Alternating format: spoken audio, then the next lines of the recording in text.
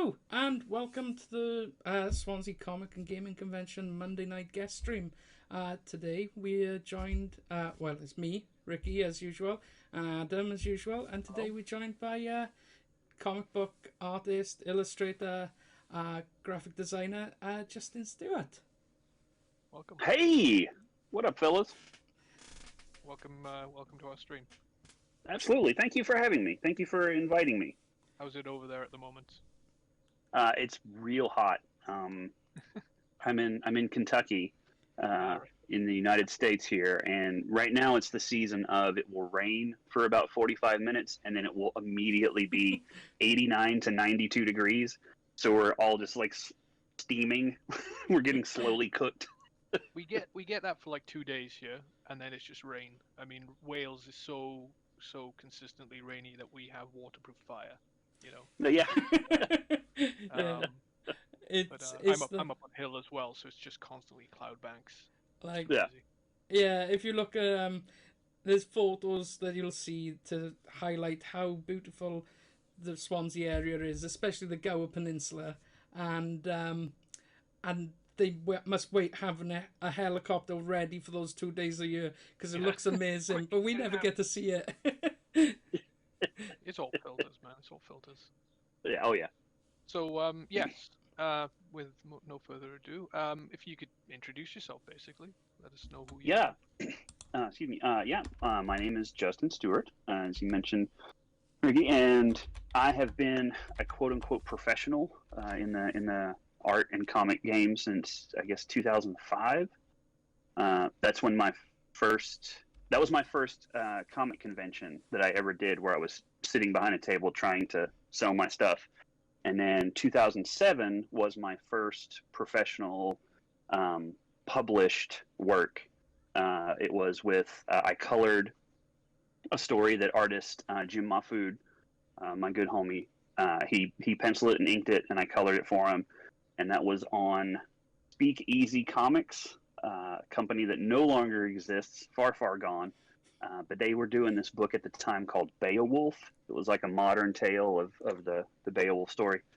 And Jim was on a fill-in issue, and they just needed somebody to color it right away. And I was mutual friends with another guy, and he passed the gig over to me, and I've been coloring Jim's work since. So coloring, lettering, designing. We did some stuff for Marvel, some stuff for Graphitti Designs, some stuff for Sony. We worked on the Spider-Verse movie. So yeah, man, I tell people that I'm like a Swiss Army knife of stuff. Like, I can do a lot of it, but I can only do one at a time. Don't be the jack of all trades, you know. Absolutely. Anyway. And that's something too with because I know you guys are experienced with like the world of self-publishing, right? Yes. And so you have to know how to design your stuff for print, how to make sure the story goes from the page to page that you need it to. I mean, I don't know if you guys put zines together back in the day. No, we the writers behind it, so like we gotta give Pete his dues on all the design front of it. We did have to learn about when we were structuring the script for page turns and things like that. So we get it from that side of it. But yeah, we tend to just hand over a script to the guys and we'd still have to do our mapping. We'd map things out so that we'd know that, at least in very roughs, that it should work, and then somebody would forget a page or go, I'm just going to draw this on one page instead, or 3 pages instead, and then go, okay, now we got to write another 2 pages that will fit and work. But so so you fall into that like learning, or at least having the knowledge of how to do all of the steps along the way. Only the rich and famous guys, like, all they have to worry about is one thing. And I would tend to be the kind of the salesman, because I would be the one who was going around the con circuit for much of the time. So yeah, I had to learn kind of how to sell the art, even though I didn't do it. Mm-hmm. So yeah, I had that going for me as well. But so how did you get into comics? Was it something from childhood or? Oh yeah, absolutely. I grew up in Florida, right at the tip of the Panhandle, and my dad was in the Air Force, and so every so often he would stop by the commissary on his way home, and they had comics, and he would pick up two or three for me. And my first ones were Brave and the Bold team up with Batman and Man Bat. And then I really got into, like, even as a young kid, I got super into Sal Buscema's Spectacular Spider-Man run. Like, when it was coming out, like, even then I could recognize that didn't look like anything on the shelf. Yeah. So my parents would get me comics, and those actually helped me to learn how to read, in my formative years. And then, because I was born in '77, so I was the perfect age for the Image boom. Yeah. So, I was following all those cats while they were working at Marvel. And then, when Image hit, I was 13, 14, and I was like, yeah, these are my guys. This is my universe, blah, blah, blah. Middle finger to everybody else. And then that was the one thing that, like, I was able to convince my mom that comics were worth it, because I showed her a picture of Rob Liefeld in Wizard magazine, like driving a Ferrari or something. Yeah. And I'm like, this guy draws out with the drawing feet, Mum. Yeah. Yeah. Like, look at this. This guy's in a Ferrari, because my parents were of the attitude that, like, they were both artistically inclined, but they came from a generation of, like, if you can't immediately use it to make money and provide for your family, then it's just a hobby kind of thing. So right then, like, late 80s, early 90s is when I found out that you could make comics as a career. So and then ever since, yeah. The Image founders must have really helped sell it, between Rob Liefeld driving a Ferrari, Todd McFarlane buying Maguire's baseball and things like that. Yeah, and here's a wild story.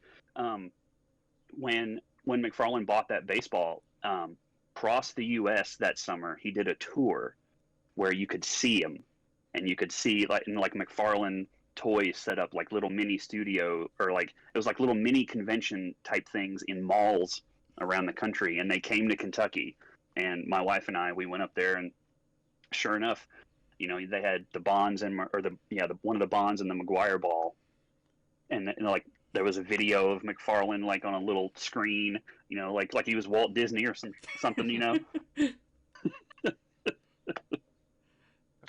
It's nuts when you think about how big those guys were. Yeah, they were rock stars. I mean, they were rock stars. They were bucking the trend. I mean, obviously, comics have always tried to be forward, but I guess as Image was forming, people felt like Marvel and DC were like grandpa's comics in a way. Yeah, absolutely. And so I got to experience all that stuff, and that just that informed me that yes, it can be a career. It can be something that you do forever. So when I got to college, I majored in graphic design, because at the time someone was like, it's interesting that you want to do comics, but you should learn to draw better first, and then take some of these computer like design layout type classes, just to have something to fall back on, right? So that's where I got caught up in that, and then I had part-time positions at newspapers, magazines, that type of stuff, doing layout and design, but I was always working in comics in some form or fashion. Yeah, people like doing that. Oh, have a backup, don't they? Yeah. I was going to ask you, I mean, obviously, I guess you've kept up the graphic practice. So Yeah. you're not alien to the thing, but it's part of the job you do now. So ironically, it's helped you, but it's the comics things that have kept you going. Yeah, absolutely. And I think about it all the time that it's an amazing coincidence that I was able to get an education in doing something that I thought, yeah, like you said, that was like a fallback thing, but then became essential to what I'm able to do in the world of comics and illustration and stuff. Because I think everybody, if you are an artist, you should be knowledgeable in the Adobe Creative Suite and stuff. And like when I was going to college, it was Photoshop 95, right? It was remedial compared to what's available now. But yeah, and just keeping tabs on that, all those Image Finder guys, and just sort of following where they went, and then going to conventions and meeting people along the way has kept me having a good time. kept the paychecks coming in. You're saying that about sure. College. I went to college in 2001 till about 2005. It's not a big thing here. I mean, college is a big thing, but it's not like up sticks. It's kind of so it's like, not the same because like high school.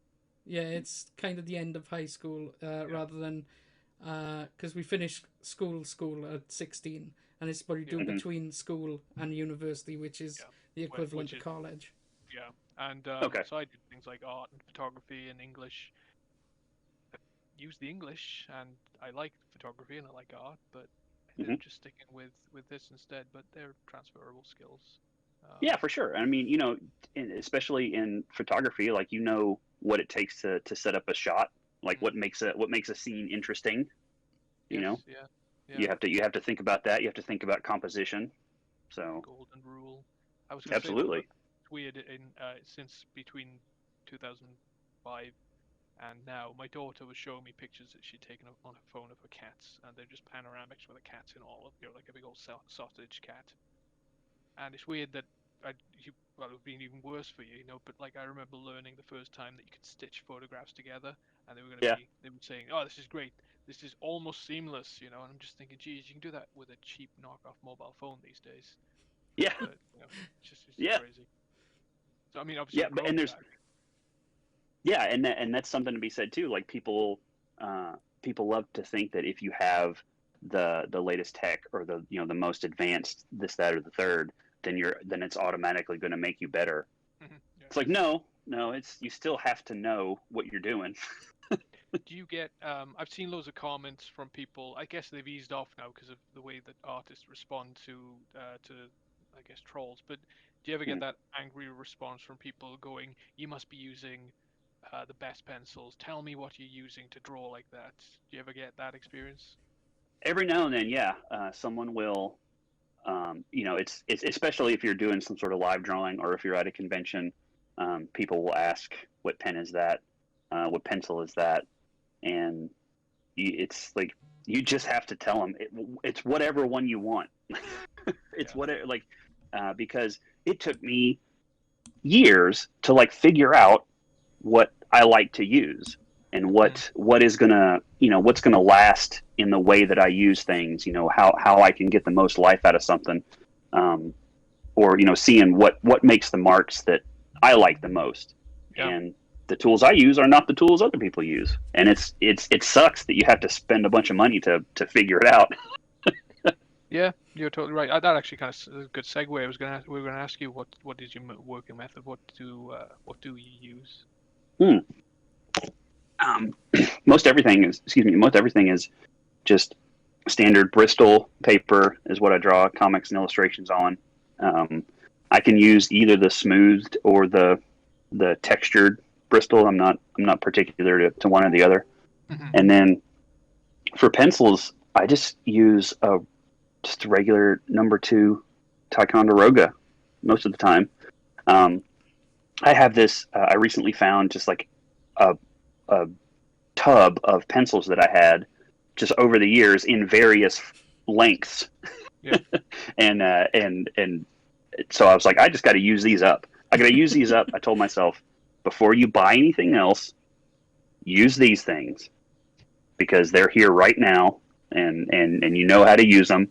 So just go with these. So that's what I've been doing over the past year or so. It's just I'll whittle it down to the very end. And if you go to my Instagram, I was just about to say you posted the one where you sharpened both ends, is it? Yep, sharpen both ends because I got to the eraser and the eraser was gone. So I just chopped the end of the pencil off and sharpened that in, so I could just flip it when it was getting dull. I've got a. But then, sorry, go on. I was just gonna say, yeah. I mean, the pencils are nothing magical, nothing special. They come, and for inking, I just use Micron pens, and then the Pentel Pocket Brush Pen. Those, and then I use the Zebra or the Kuretake Tombow pens because they have a nice little synthetic point that I can get the marks that I like out of those, and that's pretty much it. And then everything else is random textures like toothbrushes, paint brushes, sponges, stuff like that. So it's not none of the tools are super duper special. Yeah, it's always cool watching when people start doing those kinds of things. It's like when we sat at a table with Mark, and then next thing you know, he's got a pen next to his mouth as he's blowing the ink over to get that kind of effect, like spray paint effect, which is always cool to see all of these cool little things. So, are you primarily traditional, or do you dabble both, or like digital and traditional, or do you maybe do one way or the other? Yeah, I do both. I try to embrace the technology when I can afford it.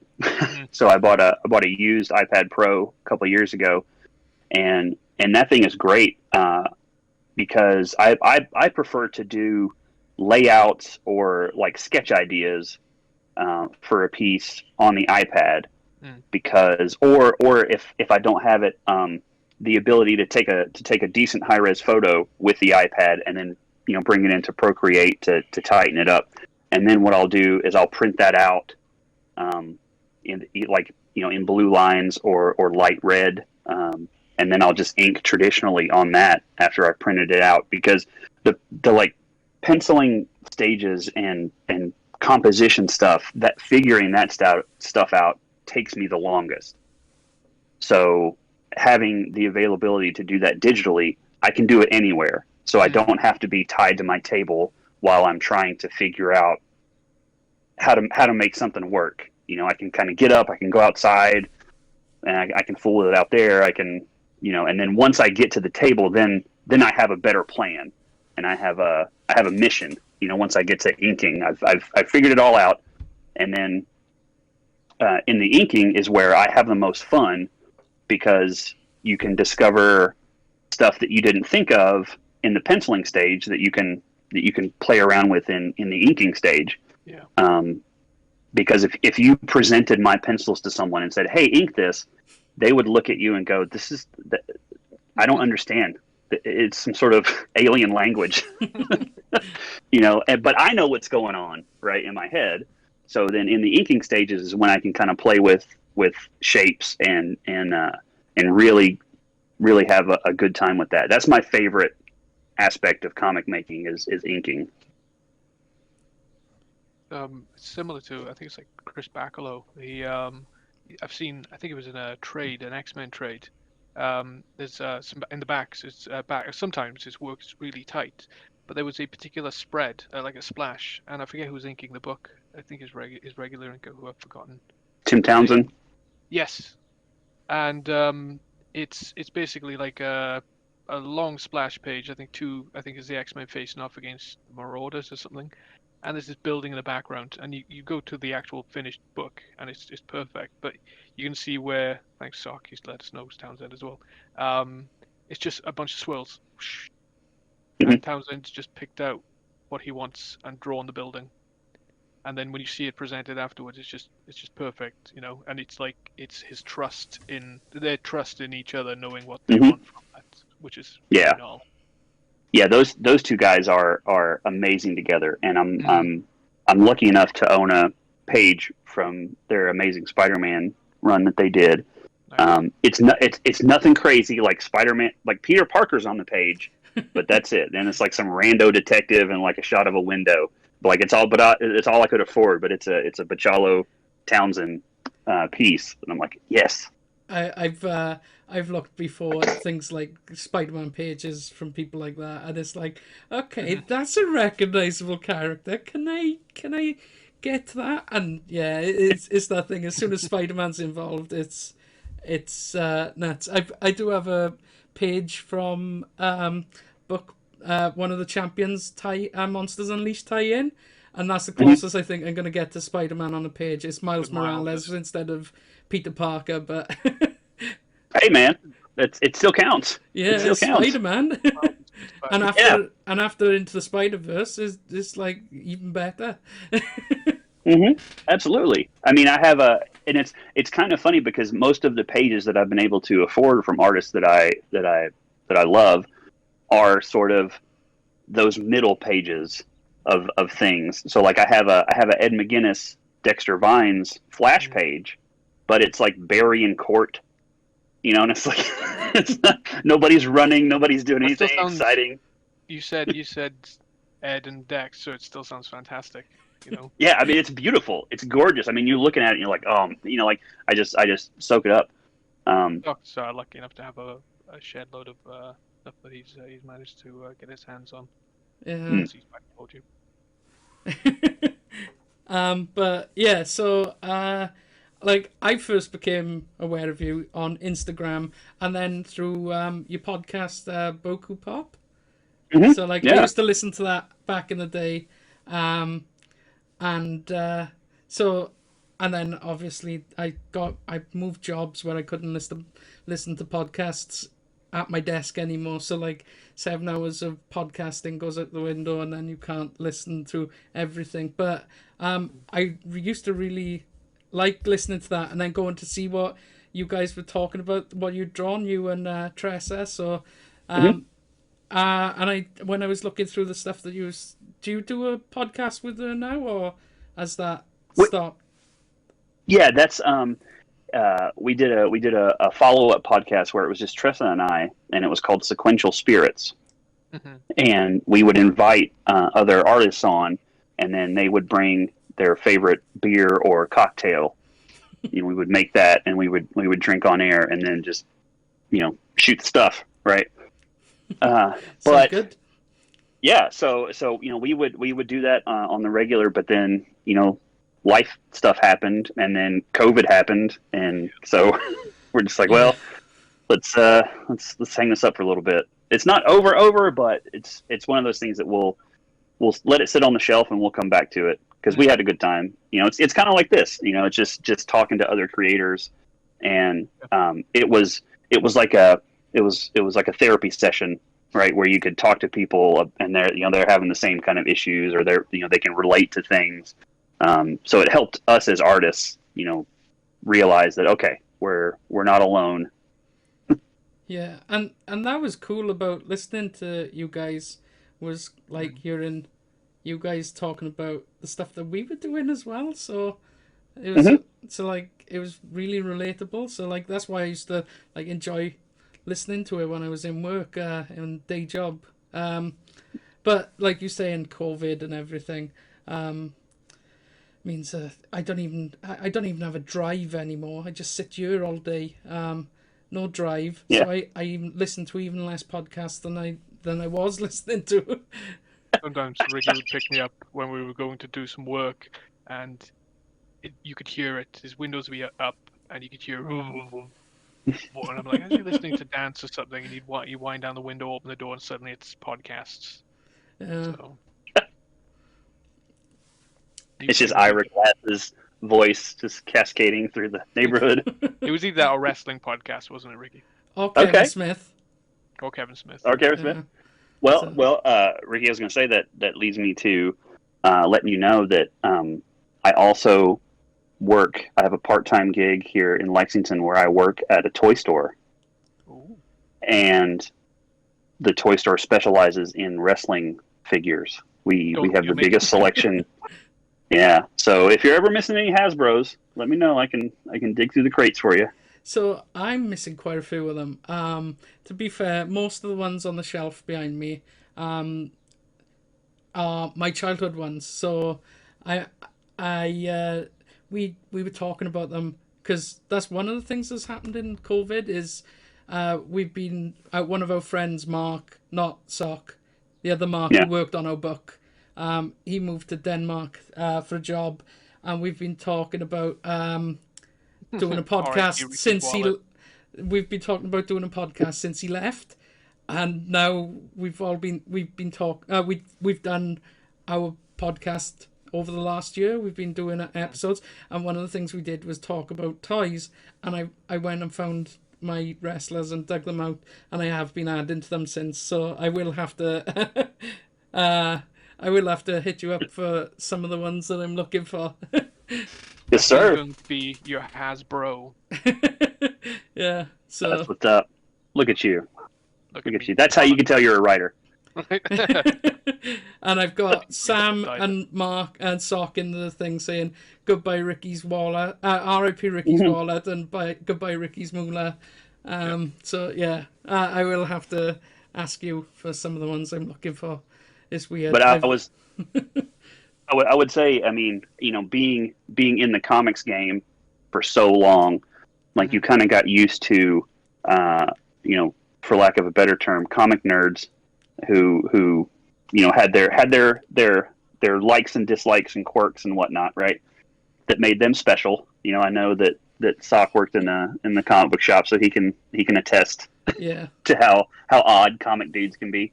But toy guys, wow, y'all! Like toy guys they're next level. Yeah, they are next level. There was a guy in there a couple weeks ago complaining about why our vintage AT-AT didn't work. And like, bro, it's a 40-year-old toy. Like that was made to be played with 40 years ago, so it wasn't built for collectors. Right. He's like, I just can't understand why you would charge so much for something that doesn't even work.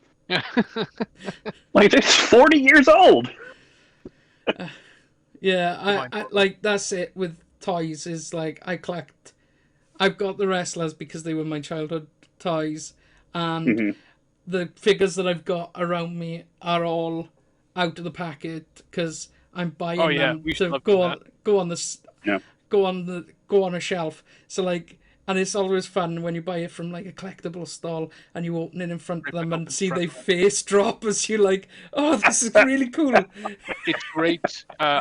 We were collecting Hulks, mainly the Marvel Select Hulks because they're huge. And one, I've got a Juggernaut and it's heavy. It's about the same weight as a baby, and it actually collapsed. Not this bookshelf behind, but I've got a bookshelf just over here, and it collapsed 2 shelves of my bookshelf because the shelf was already overweight, but it just went.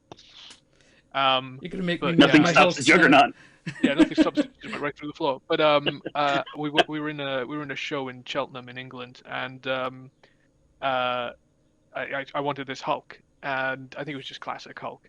And he said, "Oh, I don't have any left, but you can have this one." But when it came in the box, the tape was on the front of it, and so he said, "Oh, I'll just knock £10 off for you." And I was like, "Sure, yeah, that's fine. I'll deal with that." And then after I gave him the money, I was like, I'm opening it anyway. So, you know, you could see his face like, I should have charged you more. So, and he sat at my desk. And then Sam in the chat is saying she works in a hobbyist store that sells cards and tabletop wargaming. And she's saying card collectors are crazy. Yes. Oh, yeah. Yeah. In fact, the toy store where I work is right next to a store called D20, which is a local hobby gaming card store. So we get a lot of cross traffic. So yeah, well, that's what the con is basically. It's Swansea Comic and Gaming, and like we do get people. We have incorporated it since, but when we first started, it was tabletop gaming, so wargaming, board games, and RPGs and stuff. But then we kept getting asked, do you do video gaming? And then it's like, well, no, but we can. And we don't have to change the name. But yeah, so like because of that, this room is covered with like tabletop gaming stuff as well. But that only happened because of the con. Yeah. And Star Wars in particular. Games. Oh yeah. I got a bed full of X-wing miniatures, and I've got a giant D20 here as well. Yeah. That's to throw at people if they get into my house. Better hope to roll a crit. Yeah, I got that first. So, but you're involved with. Is that how you're involved with the Lexington Con then? Through the shop, or was it as a creator first? It was actually as a creator first. Jared Greer and his wife Jamie, who put the con on, they discovered me through the podcast that you were mentioning before, through Boku Pop, and that's how they found both me and Tressa. And they reached out to us to basically, if they could be guests, to promote the first year of the show, which was 2012. And so they came on and talked about the show, and then we just, off mic, we just started talking and stuff, and they found out that I had been, at that time I was 6 years into the comics game. So I knew some people who were making books, and Jared asked me, he goes, "Do you think they would be interested in coming to my show?" And it just sort of happened from there. And me being able to provide him with names of people to bring in for the con led to me doing a bunch of design work for him, because he knew that I could do it, and he didn't know at the time. So he would send me, "Hey, I need badges, that you like for the lanyards that you wear around your neck."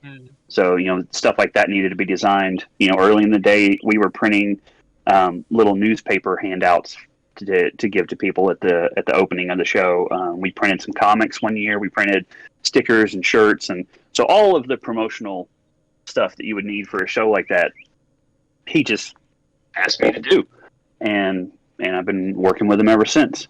Last year, of course, nothing happened.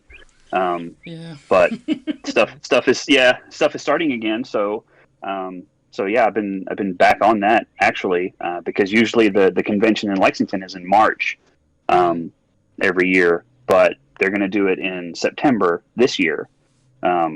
So hopefully everything goes well with that. Yeah, because we shut down like 2 weeks before we were due to run last year. Yep. And then obviously we've missed our dates this year as well, because at one point we were tentatively planning, and then kind of it was kind of half-assed. It wasn't half-assed. It was tentative. It was the fact that we weren't like, usually we start more or less straight after the con before, but this year we kind of went and then we started asking the venue to give us kind of different options, like, and then we never went out to our vendor. Well, we went out to our existing vendors, but never went out public to go, "Hey, we're happening here," and that. But so like it was a very cautionary build, which because then it didn't happen. So fingers crossed that we can have one next year. We're going to. We're comfortable. Fortunately, we've had some support, so we've not struggled, and we've done a virtual convention this year again. So next year we're not gonna have to like pull ourselves up from the ground like when Ricky and Simon first. Yeah, when Ricky and Simon first started the event, because I was just I had a different hat on that at the first show. It was from nothing, and all the proceeds went back to charity. So fortunately, we won't be there again. I think we'll. It's exciting. It's a little bit. There's a bit of uncertainty, but it's exciting as well, I think. Because it's something that like I heard about on your podcast and then seen through your Instagram that has always appealed to me, that I've wanted to do for our show, but as a non-artist and everything, unlimited budget, trying to work out the logistics of it is the live arts that you do. I've always liked that idea and loved the concept. So, how did that come about? Oh wow, yeah. The live art, I run a crew called Six Bomb Boards here, and it started from me seeing my dear homie Jim Mahfood do live art at the San Diego Comic Con in 2006. He had been doing live arts when he was living in Phoenix, Arizona. He was there for some time, and if you guys know who DJ Z-Trip is, he originated in Phoenix, and so him and Jim would actually throw like house parties, and he would be doing artwork as the DJ was spinning, and it got to be a thing where Jim was like, I know a bunch of artists. We can just, whenever we do conventions, we can just roll up to this and you know, ask a bar to host us or whatever. And so he started doing that, and I saw him do it in 2006.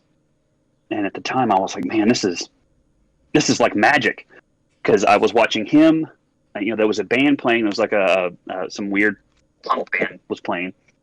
But then on the other stage was Jim Mahfood and Eric Larson and Wills Portacio and Scott Morse, and like, so I just got to watch all of these dudes draw and paint, and I was in love. I mean, I was floating. I was like, this is it. This feels awesome. So I absolutely took that back to Kentucky and stole it from him. I've been pitching to try and steal it from you ever since I saw it. It was just like that thing of, we could run it before the day before the con, and because if we've got people coming in, we can see if they'll come along and stuff. Sark is saying bomb boards is the bomb. Yeah. It's almost a different.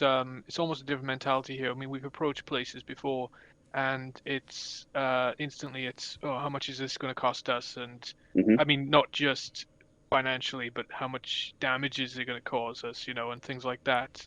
And I'm not saying like our local scene isn't receptive. There's just not much of a local scene. It's not as prevalent in everything, you know. There are some events in this country, like the Lakes event and things like that, where the whole town gets involved. But it's mostly when you get a show, it's not out in the sticks necessarily, but you know, unless it's London or somewhere big like that, you kind of keep yourself to yourself, you know. And you can see where people are going, and you know where the event is. And so, and it. Oh, sorry, you go first. Oh no, I was gonna say it took a long time for me to get to a point where artists would come and want to be a part of it, because people, especially some of the artists that I met, you know, they're very, you know, we all work in a bubble, right? We work alone, you know, that type of stuff.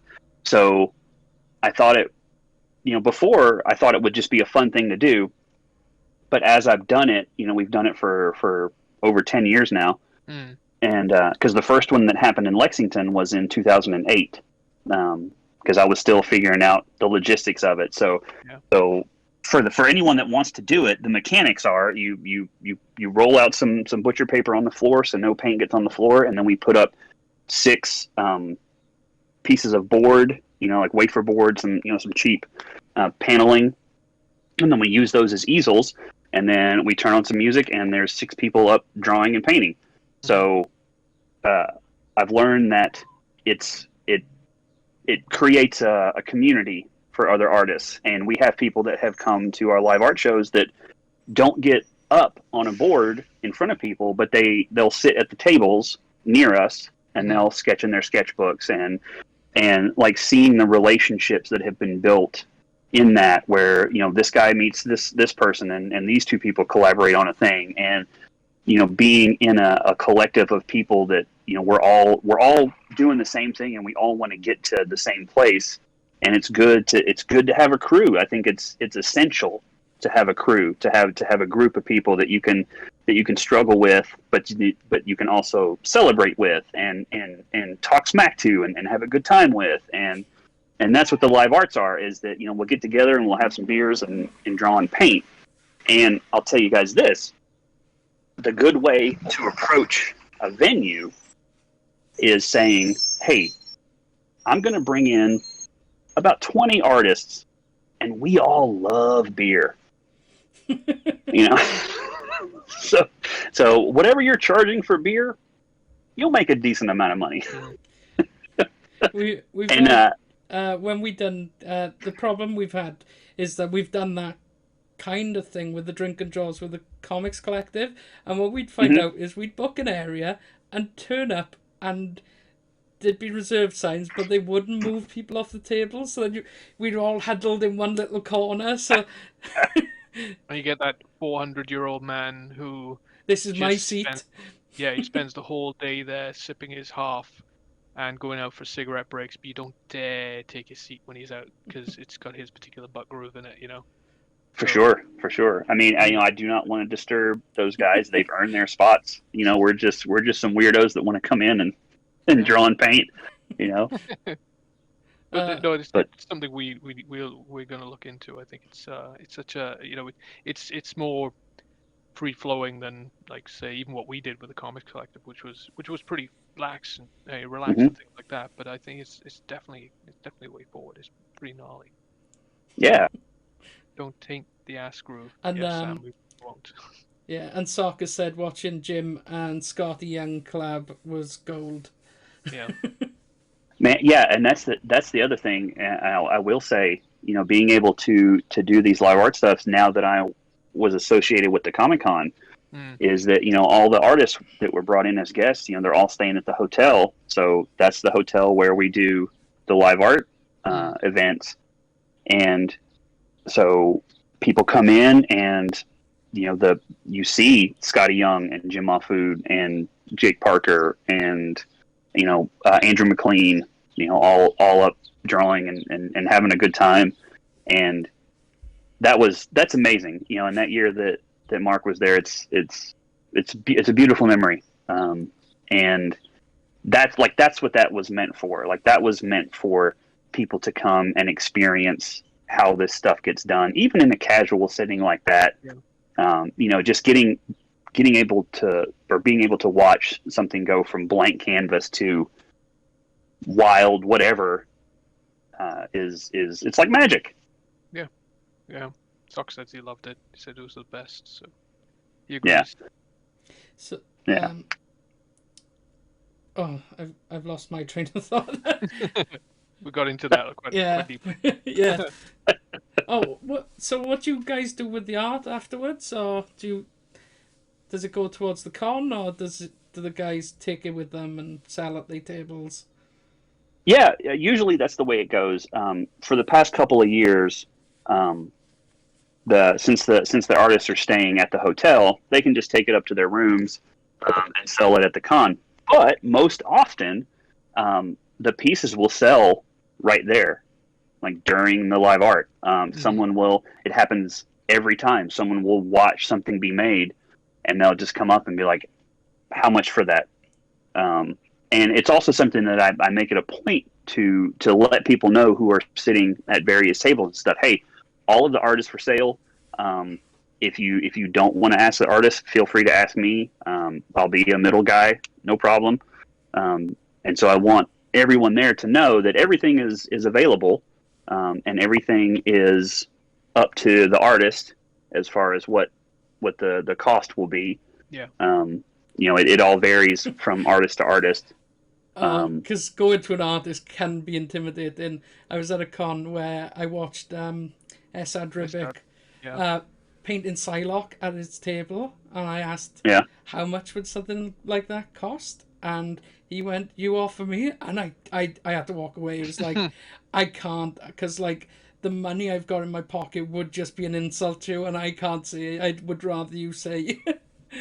Yeah. Done that a few times. Always balked afterwards, thinking, I can't.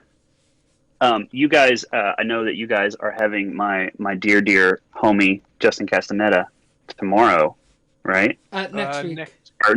Next week. Okay, next week. So make a note to ask him to tell you his jock story. Okay. Because Justin Castaneda is a huge Superman fan, and he was at a C2E2 one year, and Jock was there, and Jock had all of his Superman Returns or Batman v Superman, like all of that concept art. Yeah. And let Justin tell you the story of him asking Jock about what stuff costs. Yeah, because like I went back later to Ribbit because Mark have just put in the chat about the price, and I went back as he was painting a Hulk, and it was a commission, and the guy turned around and said, and he went, "Oh, I've finished," and he went, "Oh, cool. So how much was it again?" £800, and it was like, I am so glad I didn't offer him everything in my pocket, which was like 60 quid. I'm sorry, sir. I've disappointed you. Yeah, please just take the money. I'm going to go and hide in a corner now. Absolutely, and I do not consider anyone, like, please get your money, please get paid. Like, if someone you deserve it. I can't afford it, but it's absolutely worth it. Oh yeah. You know, and that's why the pages that I do have are, you know, Barry in court. Super duper exciting. Just Barry in court talking about some forensic stuff. I've got a few things. I mean, especially as we've been doing shows, but probably the best price is always free. Although I'm more than happy to, if I can afford it, pay whatever, you know, is thrown out to me. And as you said, costs can vary. I've had something from one of our quite local artists, Dylan Teague, who's outrageous. I think I've got like just up here some of his pencils, just like things he doesn't even consider like worth. He gives them away for free. And then I think it was Paddy was sitting next to him. Was it Ricky? I can't remember. Yeah, at our show.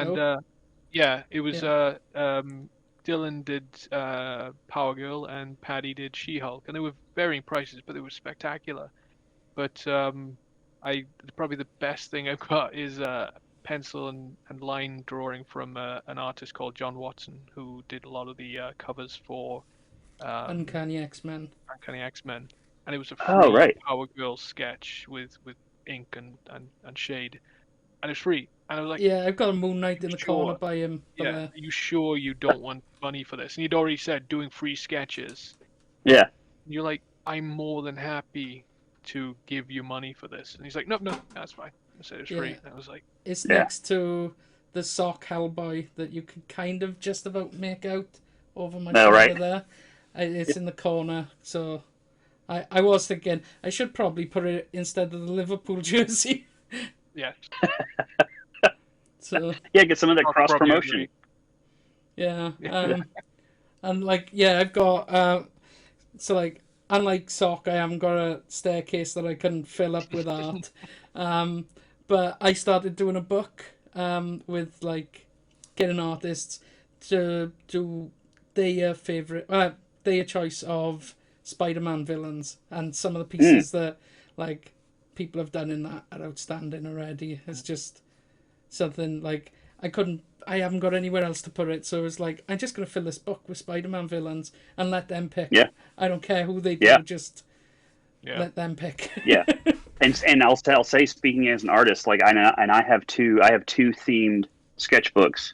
Well, actually 4. And as an artist, if someone walks up to you and is like, "Hey, just do whoever you like you're guaranteed to get a better sketch." Yeah. And because I would have little. Do you guys know what like the field notebooks are? The little, like, so those like smaller sketchbooks. Yeah. So I would have something like that, and I got one filled with just different Ghost Rider drawings, and then another one filled with people that did the Demon for me, and then I have a Jason Voorhees sketchbook where I get different artists to do different Jasons. But then the bigger sort of standard letter size sketchbook I have it's nothing but Batman getting kicked in the balls. Like that's the theme of the sketchbook, and the lovely Mr. Mark Sock has a piece in there, which is amazing. And most of the time I'll hand it to someone and I'll tell them what the theme is, and they'll give me a weird look. They'll furrow their brow, and then they'll open it and they'll go, "Oh man, I'm doing something in here for free." I got we know that feeling because I got in the con when I went and spoke to S.L. Ribic. Charlie Adlad was doing autographs for free, and Adam couldn't come, so I went up with one of our sketch cards, and as I was in the queue, I was just going to get him an autograph because I didn't have a book for him to sign for him, so I was going to get an autograph. I know you did. You had I think you had my Walking Dead. I don't know, but so I just got him to do sign a sketch card, and then I went, "Can you draw just do a stick man and make it out to Joe?" We will explain, because it was an artist who accidentally drew for Adam, and we had a chat with him, called him Adam throughout the chat, and then when we walked away with the sketch, it said to Joe. It was sign up to my webcomic, which me and Pete actually provided some work for years later. But it was sign up for my thing, and on the back of the card I'll do a sketch. And he said, "Who do you want to make it out to?" And I said, "I don't know." And he went, "Joe," and I went, "No, make it out for Adam." And then he did a sketch, and he said, "Oh, talk to these guys," but we wanted to speak to him because he was cool.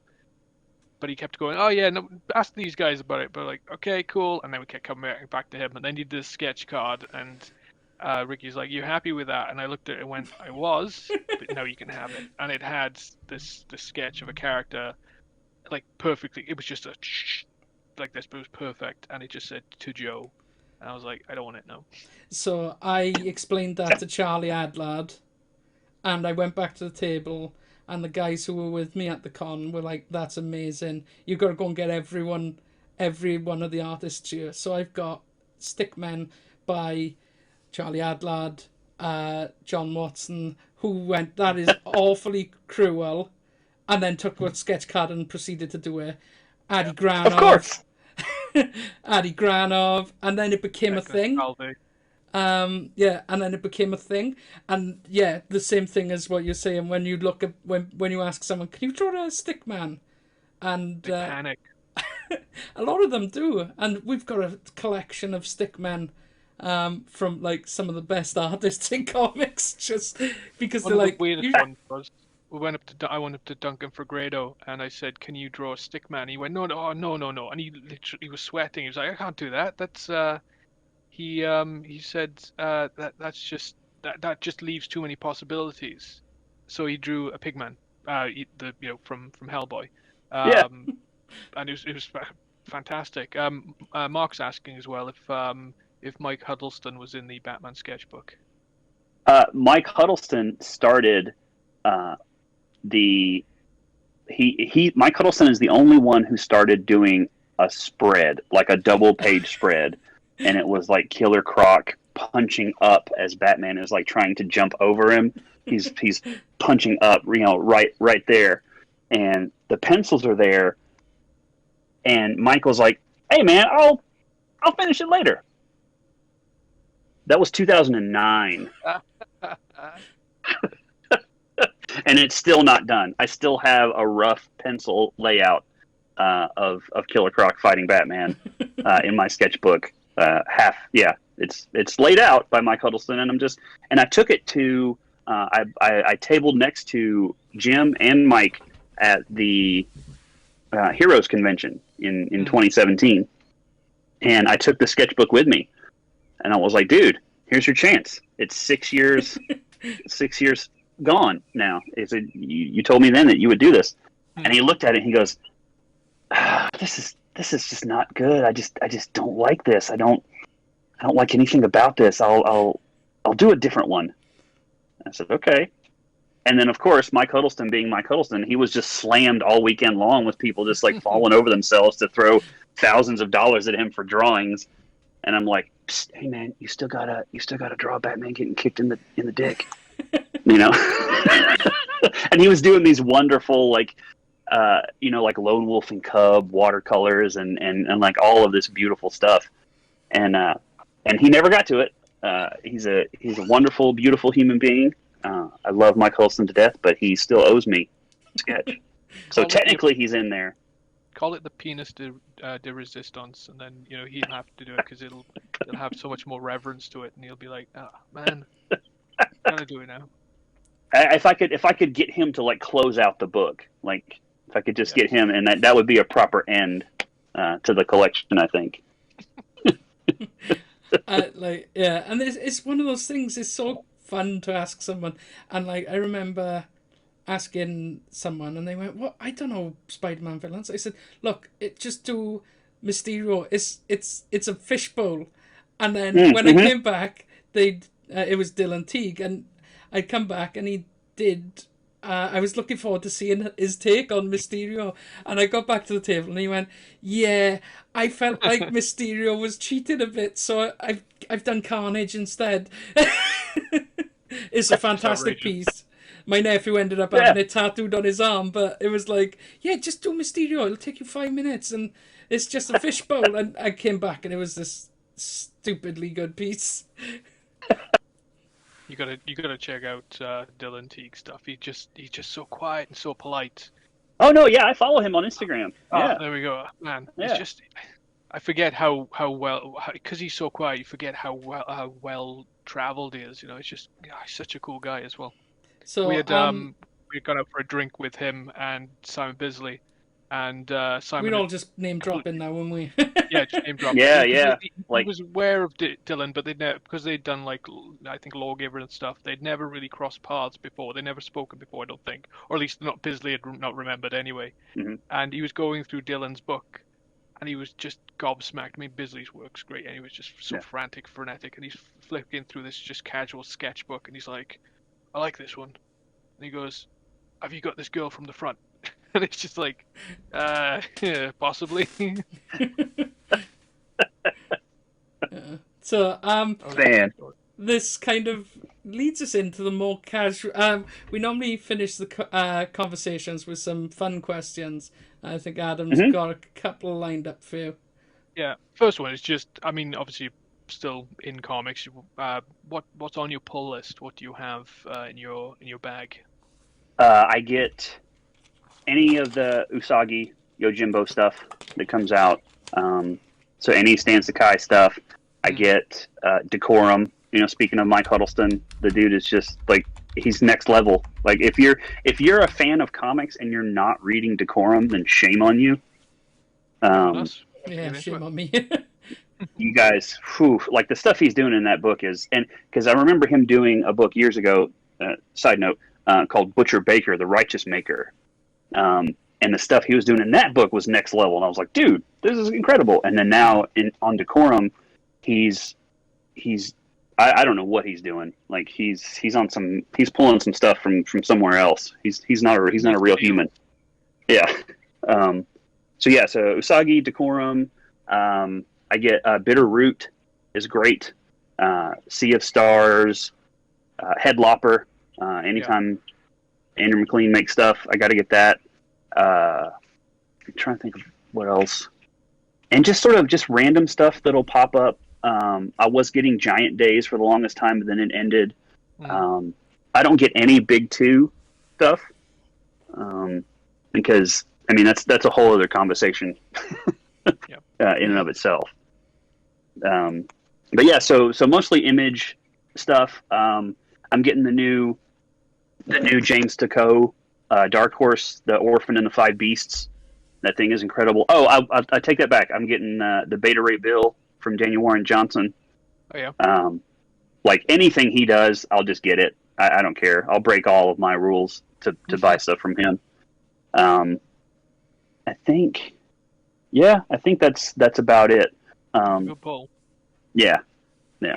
I'm guilty. I tend to every time I delve into something new, it's limited or it ends. I've got Year Zero by Percy and is it Rosanas? I picked up the second volume in singles, and I was just gobsmacked by it. And yeah, and so I had to pick up the first trade, and then I was like, oh, I hope this goes on. I hope this runs for longer.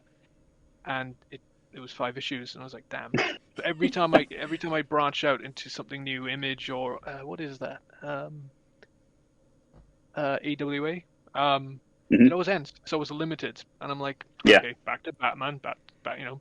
Yeah, and I mean and that's kind of the that's the cycle that we've seen. But even if you break Batman or Spider-Man into chunks, it's still just limited runs of people. Because this guy's on an arc, and then this person's on an arc. And I'm I follow artists around. That's just how I'm wired. So no, I think there's different ages to it, isn't it? First of all, you're picking up comic books, you like the superheroes, for the character. And then you're picking up because of the writer and the artist. I'm still reading Batman because it's been since 2011. It's been Snyder and Capullo, King and Hanin, and then Tynion, and I forget who's doing the art now. But I really. It was Snyder and Capullo for me, and I'm just kind of sticking with Batman because it's Batman. I mean, it's great, but the first year and a bit was amazing. It's like and I'll go to my local library, and then that's where I check out the Marvel and DC stuff that I'm interested in. Because like Lee Weeks drew a lot of that Batman stuff, and that stuff is gorgeous. So like I seek out those trades because I want to read that stuff, and I want to see his stuff. But when it comes to getting stuff monthly, it's like, well, I could give Warner Brothers my $6, per book or whatever it counts, or I could give it to Image, which I know how most of the stuff that Jim and I have done has come out through Image, so I know that that's a better deal for creators, and you creators want people to follow them onto their independent stuff. Yeah. And it's a more clear tick box, isn't it? There's never been such with things like Image and some of the more even newer indie titles. That you are making a difference. That they're seeing that sell in books. And that's what I was going to say. It was like I collect Spider-Man just because it's Spider-Man. But since then, I got more into Image, and I enjoy my Image books more. Sam was saying, although she reads manga mostly, she really loves Saga, and we got her into Saga. Oh, nice. Yeah. But like what I always found with my Image books is that they were all going on hiatus at the same time. So then it's like, okay, so what am I going to put in instead? Yeah. That's where they get you. I discovered loads of stuff. I got East of West, which actually suck, and Pete got me into. I really, really dig Monstrous by Sandra Takeda. I mean, Sandra Takeda's artwork's great. Marjorie Liu's writing's great too, but it's Takeda's art really caught me, and it's so brutal, but it's just so beautiful to look at. Yeah, and my wife is a middle school librarian, so she's always on the hunt for cool young adult like OGNs, because the young adult graphic novel market has exploded. Over the past half a decade. And so she'll turn me on to stuff that I had no idea existed. And she's like, you should read this. And I'll read that. And I'm like, wow, like, where has this been? So she'll discover stuff that she's like, I think you'll really like this. And then I'll find stuff and I'll show it to her. And I think that's like, it's never been as accessible as it is now. You're right. Yeah. Yeah. Socks asking, have you seen Somni's Jonah and the Impossible Monsters? Yeah. Yes, I already pre-ordered the artist edition of it. But yeah, and that's it. Like, it's that weird thing with when I, like, as I've got older, reading the big two, you can feel it being in holding patterns. Nothing changes. So like, when the artist, when the creative team have got control of something, things actually happen. Like, I don't want to put any spoilers out there for anything image-wise, but, like, you know, there are things that happen and stay happened, and, like, oh, they've got a movie coming out, we better bring them back to life, and things like that. Yeah. So. Yeah. And I was saying, too, like, I was reading Seven to Eternity, which is the Rick Remender, man, what is that artist's name? God. I know. Pull my card. I'm failing this one. Google it. I've got Google in front of me. Now. I know who it is. Yeah. Opina.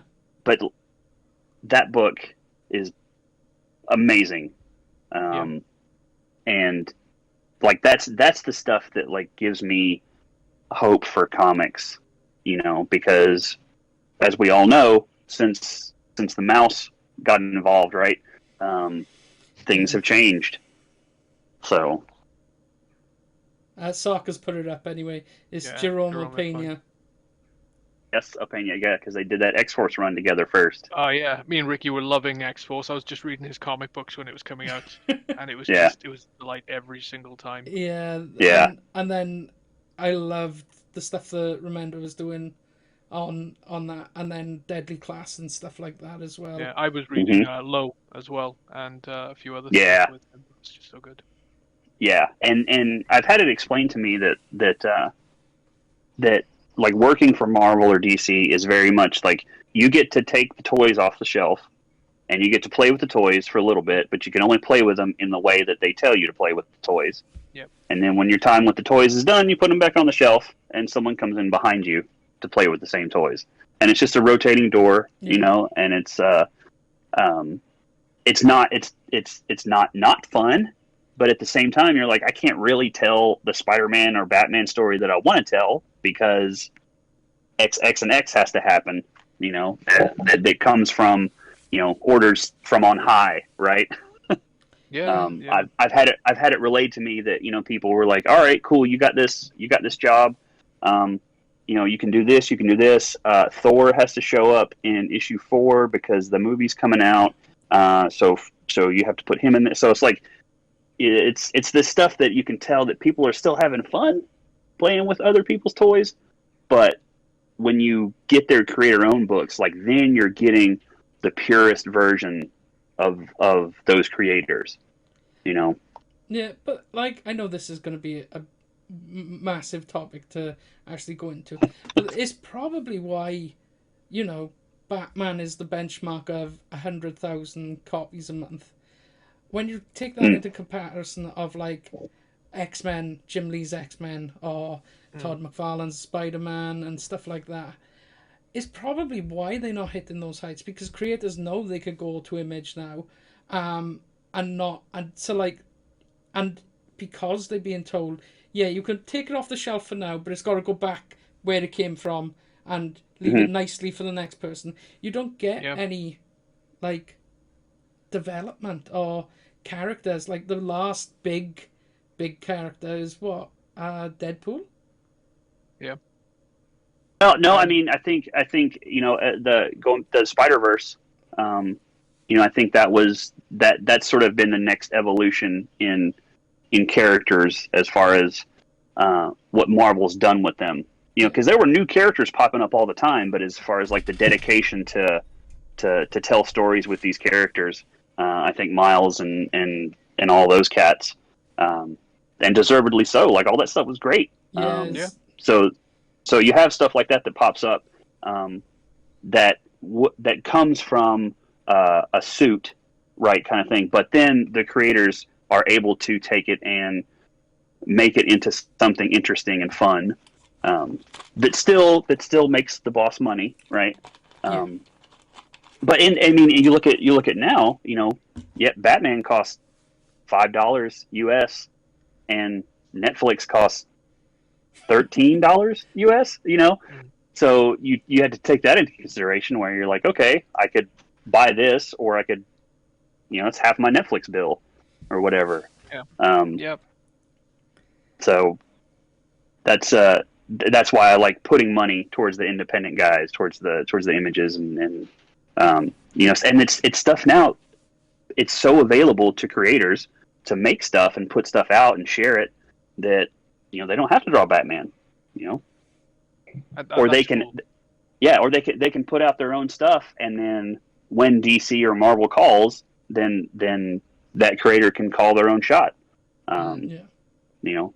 It's going to be exciting when when that is more prevalent, when people are aware. I mean, we are aware of it, but when Joe Public realizes that, with things like Umbrella Academy being a premiere on Netflix, and then things like The Old Guard and things like that appearing as well, people going, oh, these aren't from, are they Marvel or are they DC? And you go, no, they're Image, Mm-hmm. And then some of the smaller titles appearing on things, and you get that kind of thing. And hopefully one day, not that it has to be permeating through everything, but people will be aware that it isn't just the big two, and then eventually it won't just be the big two, it'll be the big three. Something like and that. And we come from a generation where, like, y'all remember what it was like when the Tim Burton Batman came out?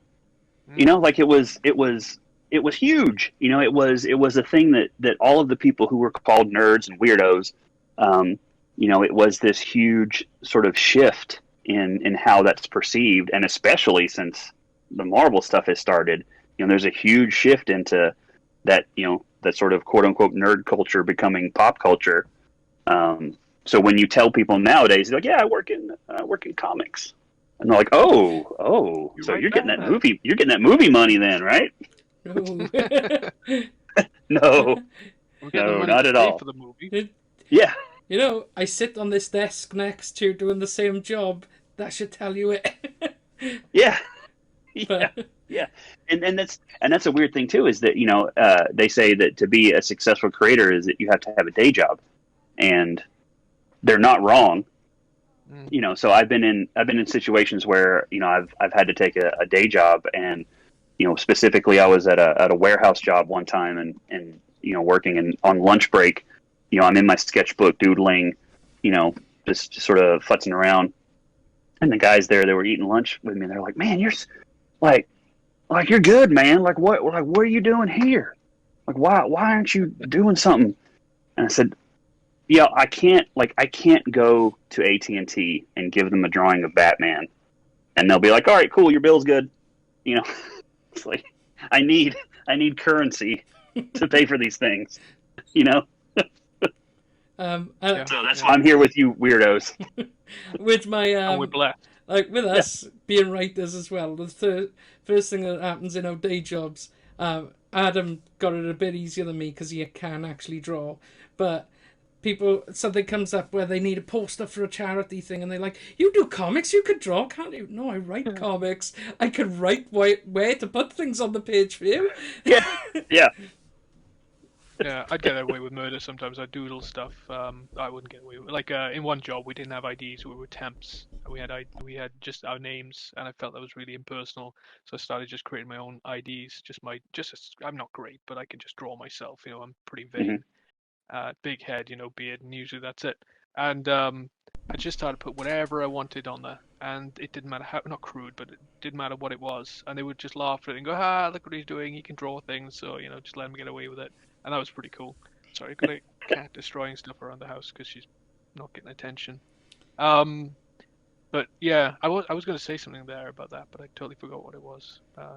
And then, I'm sure I derailed whatever question we had happening. No, that's the point of the questions, is to start a conversation, basically, isn't it? But so next one is, usually we do a versus question. So too few. I can't pet the cat, Sam. Sorry, I'm wired to this. Sam in the chats told me to pet the cat. Normally the cat walks past and you just see a tail going like this. But what she's doing instead is, she knows I'm stuck to the laptop, so she's in the kitchen looking at me. She's just down here now, and she just looks at me and she goes, and she just she's throwing a bunch of pens and I don't know what else on my kitchen floor, and she's just throwing something else on the floor as well. So I'm gonna probably have broken things in my kitchen now. Yep, and you're gonna have to pick it all up. Yeah, because she's in charge. And she knows that. I've got two questions. We do a versus question. One's just stupid, but I demand an answer.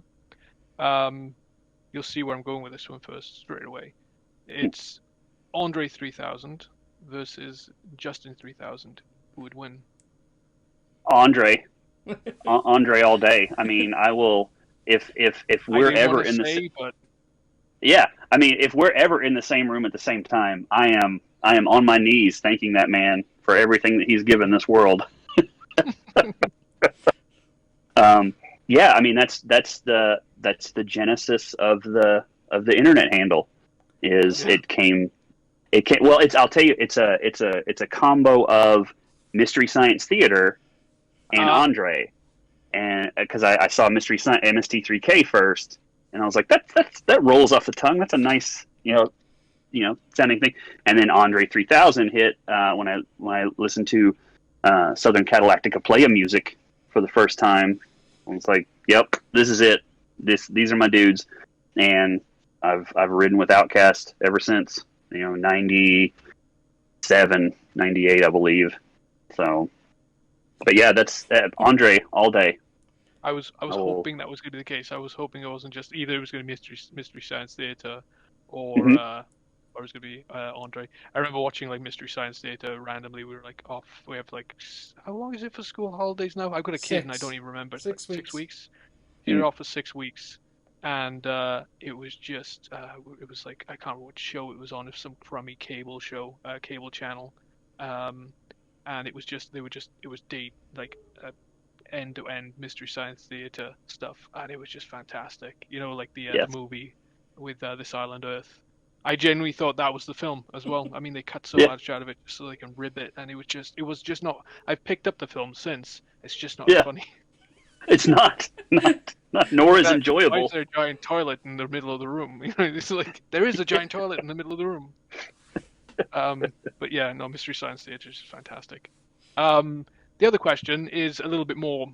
You can get into it a little bit deeper. It's just simply Lone Wolf versus Usagi. Who would win? Lone Wolf, because Lone Wolf has the ruthlessness that Usagi does not.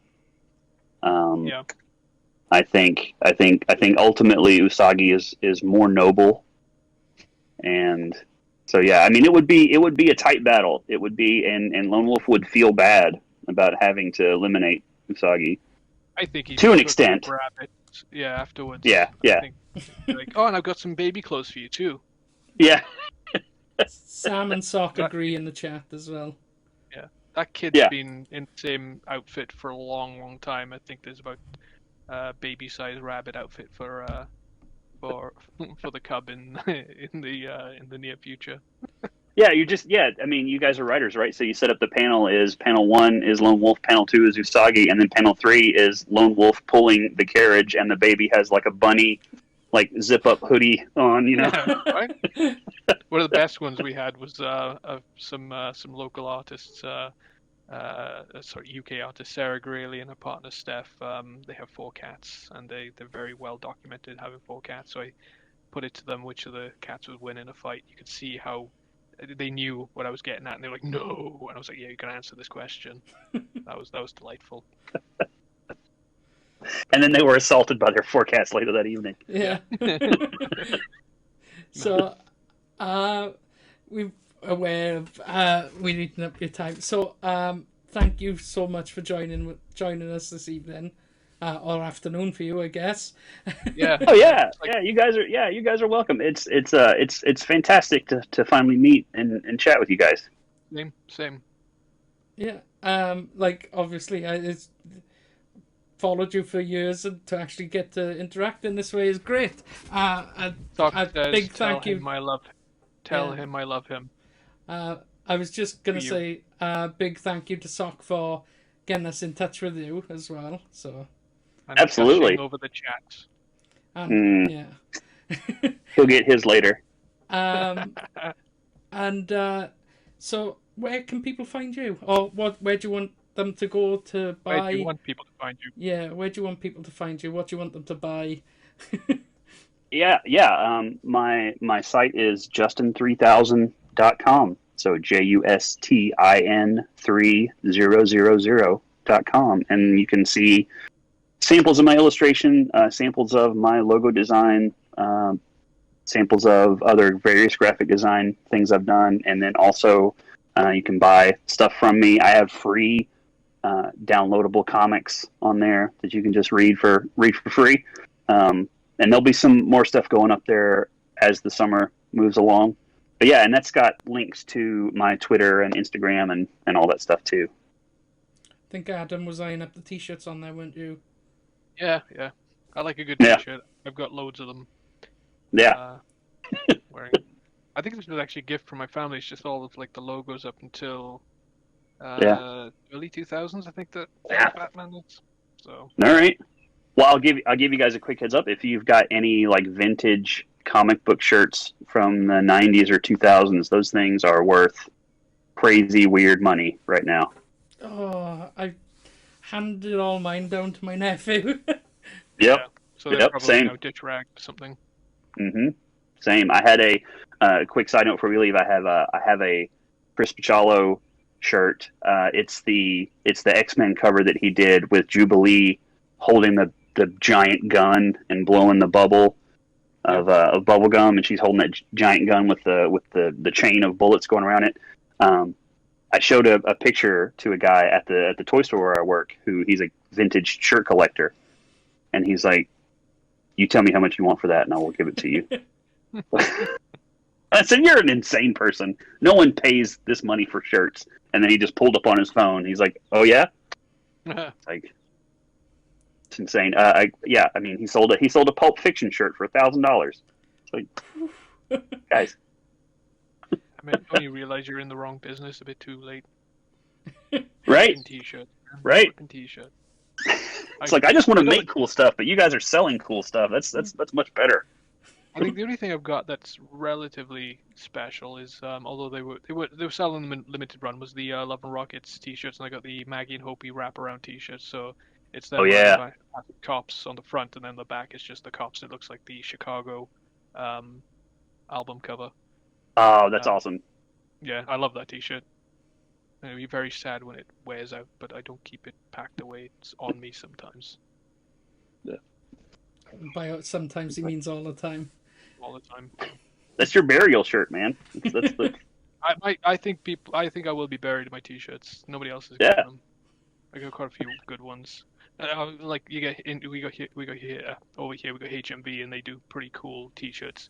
Everyone buys them, but I usually find the ones that people won't buy. You know, that if it's trending at the moment, I have no problem buying it if it's something I dig. But it's usually like they got Earth versus the Flying Saucers, and I really want that. But it's pretty expensive sometimes. But I do have a few band T-shirts I really dig. Usually it's comic book things, but I got a Siamese Dream Pumpkins T-shirt. Oh wow! That's pretty cool.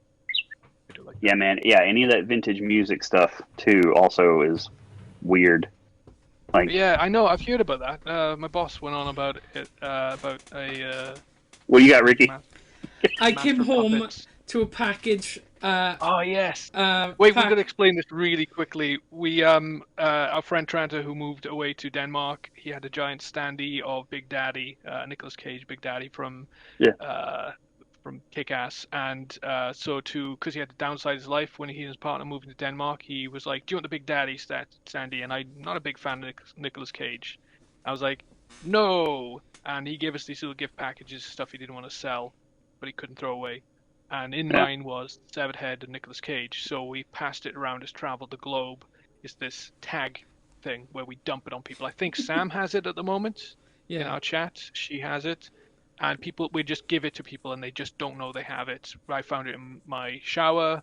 I found it in backpacks. I found it in birthday presents. Not bitter. No, Christmas presents as well. Not bitter at all because Nicolas Cage. And I thought I'd up the ante, and I found this cool The Thing T-shirt, Ben Grimm T-shirt. It's just the T-shirt, and it's just rock, and then the lower half of the T-shirt is a belt. And I sent it to Ricky. He was like, "What size are you again?" And I was gonna get him it, but it didn't have it in his size. So while I was googling things, I thought I'll do something better. And so Ricky still thought he was getting a Ben Grimm T-shirt, but he wasn't.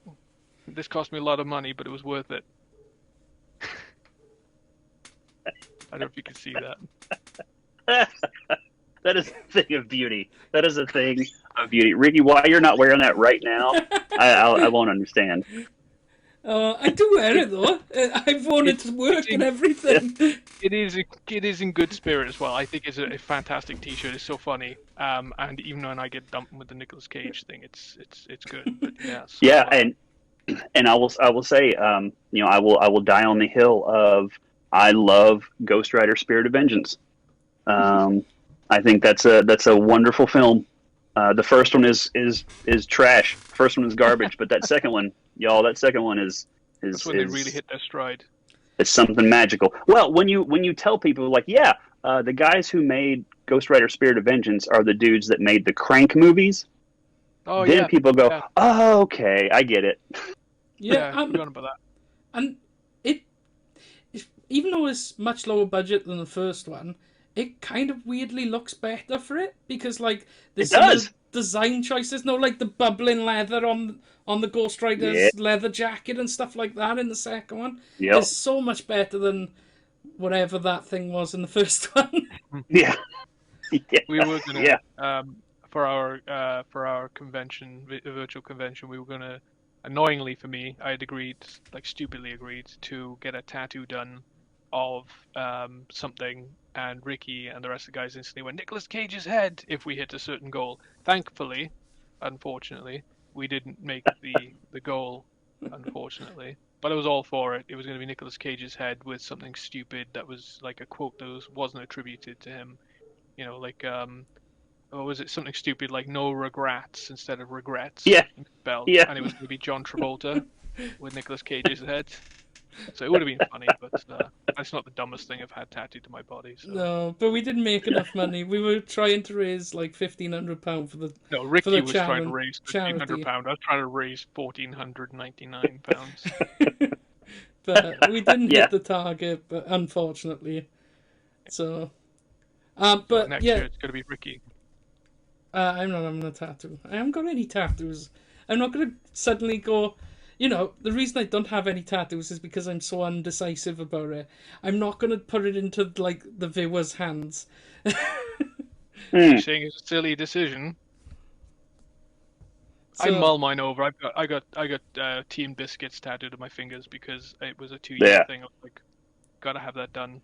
And after 2 years, I still wanted it done. So when lockdown eased a little bit over here, went to our friend Nigel, who's a friend of Socks, tattooed my fingers. And he was like, "You're joking, right?" And I was like, "Nope. I want Team Biscuits on my fingers," and he went for it. That's the best. I've decided what my hand tattoos are going to be. I have on my left forearm, on the inside forearm, I have Big Barda's like battle baton. Oh yeah. So I've got that on my forearm with a bunch of Kirby Crackle, and then next to it I've got the Dark Side like Dominator glove. And people are like, "Oh, that's a sweet Infinity Gauntlet." I'm like, that's not. It showed up before the Infinity Gauntlet, you stupid idiots. Noobs. Apparently, you know Nigel. Sock was saying. Yeah. So I think the tops of my hand, the left hand, I'm going to get Apocalypse, and then the top of the right hand, I'm going to get New Genesis. Yes. So. That's brilliant. And if you put your hands together. I was gonna have. I like the Misfits, and I've got the Misfits on my forearm, the logo, and I was just gonna have bones, and then I was gonna get UV afterwards. But I thought, no, let's just ruin my hands. Let's just make it show I'm possibly unemployable in the future. Yeah. Well, see, Ricky, you can just get Spider-Man's little web shooters on the inside of your wrists right there. That would be pretty. Nobody will ever see. No, see? I can't stand wrists or fingertips. There are a few places I won't have done. Yeah, go on, Ricky, do it just to make me sick. Yeah. But yeah, I know that if I'd done it, I'd go, yeah, that looks cool, and then I'd go, oh, why did I do that? Well, you wouldn't. You'd absolutely. No, you definitely, Justin. You definitely have to have Apocalypse and New Genesis. I will respect you even more. Yeah, because my left arm, I want to just get all Kirby stuff. Yeah. So that's the plan. I'm scheduled to get I'm scheduled to get Steppenwolf's weapon, like his whip kind of thing, wrapping around. So yeah, that's the plan anyway. Thick black lines, and solid colors, and Kirby dots. Oof. Yeah, that's gonna be nice. So Just think about that now. Again, thank you so much for doing this.